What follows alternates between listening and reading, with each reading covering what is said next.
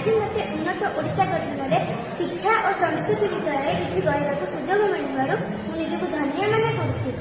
ଏହି ବିଷୟଟି ଆମ ସମସ୍ତଙ୍କ ପାଇଁ ଗୁରୁତ୍ୱପୂର୍ଣ୍ଣ ଅଟେ। ଏକ ସୁସଂଗଠିତ ଓଡ଼ିଶା ନିର୍ମାଣ କରିବା ପାଇଁ ଏହି ଦୁଇଟି ଅଂଶକୁ ଦୃଢ଼ ଭାବରେ ଗଠନ କରିବା ଆବଶ୍ୟକ। ପ୍ରଥମେ ମୁଁ ଶିକ୍ଷା ବିଷୟରେ ଆଲୋଚନା କରିବି। ଶିକ୍ଷା ହେଉଛି ଏକ ଜ୍ଞାନ ରୂପକ ମନ୍ଦିର ଓ ସମାଜର ଆଧାର। ଯେତେବେଳେ ଜଣେ ନାଗରିକ ଶିକ୍ଷିତ ହୁଅନ୍ତି ସେମାନେ କେବଳ ପାଠ୍ୟ ପୁସ୍ତକରେ ଅଟକି ରହିଯାନ୍ତି ନାହିଁ, ବରଂ ସଚେତନ ଓ ଦାୟିତ୍ୱଶୀଳ ମଣିଷରେ ପରିଣତ ହୁଅନ୍ତି। ବର୍ତ୍ତମାନ ଯୁଗ ହେଉଛି ଡିଜିଟାଲ ଯୁଗ।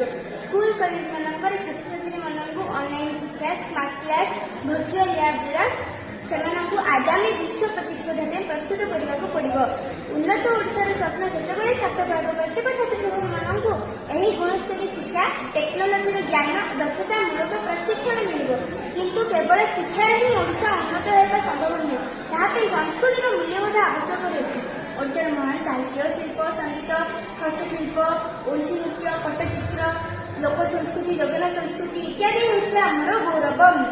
ଏହା ଆମକୁ ମନୋବଳ ଓ ଆତ୍ମସମ୍ମାନ ଦେଇଥାଏ। ଶିକ୍ଷା ଓ ସଂସ୍କୃତି ଏହି ଦୁଇଟି ହେଉଛି ଆମର ଦୁଇ ଚକ୍ଷୁ। ଯେପରି ଗୋଟିଏ ଚକ୍ଷୁରେ କିଛି ମଧ୍ୟ ଦେଖାଯାଏ ନାହିଁ, ସେପରି ଶିକ୍ଷା ବିନା ସଂସ୍କୃତି, ସଂସ୍କୃତି ବିନା ଶିକ୍ଷା ଅପୂର୍ଣ୍ଣ ଅଟେ। ଓଡ଼ିଆ ଭାଷା ହେଉଛି ଆମର ଗୌରବ। ଭାଷାକୁ ଭୁଲିଗଲେ ସଂସ୍କୃତି ହେଉଛି। ଉନ୍ନତ ଓଡ଼ିଶାକୁ ଗଠନ କରିବାକୁ ହେଲେ ଓଡ଼ିଆ ଭାଷାକୁ ସମ୍ମାନ ଓ ପ୍ରୋତ୍ସାହନ ଦେବା ଆବଶ୍ୟକ। ସାମାଜିକ ମୂଲ୍ୟବୋଧ, ସହିଷ୍ଣୁତା, ସହଯୋଗ, ମାନବିକତା ଇତ୍ୟାଦି ସଂସ୍କୃତି ମାଧ୍ୟମରେ ମଣିଷମାନଙ୍କ ମଧ୍ୟରେ ଗଢ଼ିବା ଆବଶ୍ୟକ। ଶିକ୍ଷା ଯେପରି ମସ୍ତିଷ୍କକୁ ଶକ୍ତିଶାଳୀ କରେ, ସଂସ୍କୃତି ସେପରି ହୃଦୟକୁ ମାନବିକ କରେ।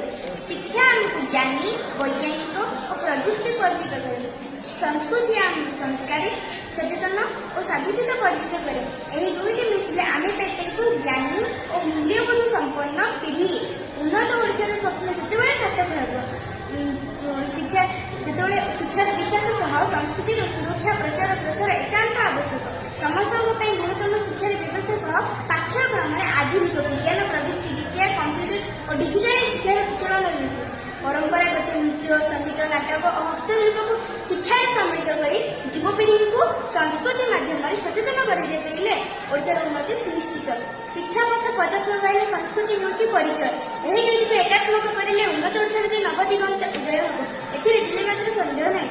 ଯଦି ଆମେ ପ୍ରତ୍ୟେକ ଘରେ ଶିକ୍ଷାକୁ ପ୍ରସାର କରିବା, ପ୍ରତ୍ୟେକ ହୃଦୟର ସଂସ୍କୃତିକୁ ରୋକିବା, ତାହେଲେ 2036ରେ ଓଡ଼ିଶା ସୁଶିକ୍ଷିତ, ସଂସ୍କାରୀ, ସମୃଦ୍ଧ ରାଜ୍ୟରେ ପରିଣତ ହେବ।